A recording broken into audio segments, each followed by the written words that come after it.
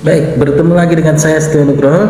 Pada kesempatan kali ini saya akan share bagaimana tentang keluar dari zona fresh graduated ya.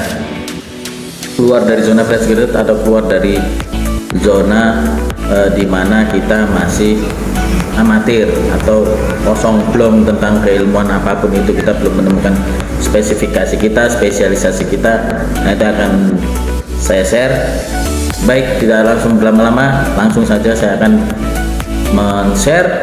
Yang pertama adalah asas skill ya teman-teman, asas skill. Bagaimana ketika kita mencintai satu bidang atau kita mencoba untuk mempelajari bidang yang demandnya tinggi di perusahaan, contoh di rekrutmen Pertamina itu kan ada tuh klasifikasinya. Nah, itu kalau kita memang mau melompat ke situ, kita harus asas skill kita harus memperbanyak literasi kita tentang ilmu yang akan kita tuju itu di satu bidang, dan juga bagaimana cara kita untuk selalu setiap harinya mengasah skill walaupun hanya 1% ya. 1% kita tiap hari asah, tapi lama-lama nanti akan jadi 100% per hari gitu ya. Jadi kalau 365 hari ya Anda akan jadi expert pastinya gitu. Oke, yang kedua adalah bikin portfolio. Jadi apa yang pernah Anda kerjakan, apa yang pernah Anda ikuti, seminar-seminar atau simposium ataupun webinar-webinar, itu kan biasanya ada sertifikatnya ya. Tapi bukan hanya sertifikat aja teman-teman. Bagaimana teman-teman? Yang pertama kalau menurut saya sih mengasah public speaking ya, public speaking sehingga menjadi public speaker yang baik.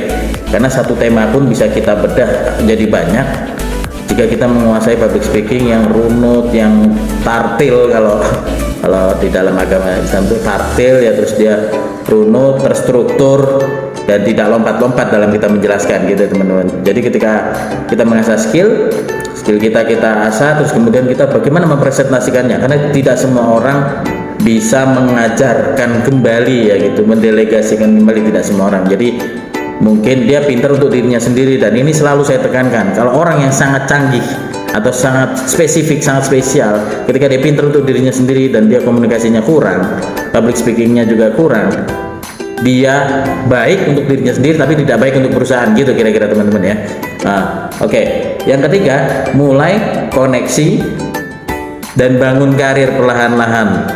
Jadi seperti ini teman-teman, ada misalnya kita butuh pekerjaan untuk pengalaman, ada juga kita butuh pengalaman untuk pekerjaan yang lebih high ya, yang lebih profesional lagi. Baik ya teman-teman, mungkin ada yang sudah punya sertifikasi BNSP ya, itu memang diakui secara dalam negeri, itu sudah termasuk nasional BNSP ya, sertifikat BNSP gitu. Wah, singkatan tuh harus disingkat kalau di debat presiden gitu ya, singkatannya apa BNSP ya gitu ya, cari aja di Google gitu ya. BNSP itu adalah sertifikasi yang diberikan kepada seseorang bahwa dia telah menempuh serangkaian tes, telah menempuh uji kualitas, sehingga dia dinyatakan memang dia mumpuni di bidang itu gitu teman-teman ya. Jadi dari semua tadi yang saya paparkan, dari 3 hal tadi, yaitu asah skill, bikin portofolio, dan juga bangun karir ataupun mulai berkoneksi dengan orang-orang yang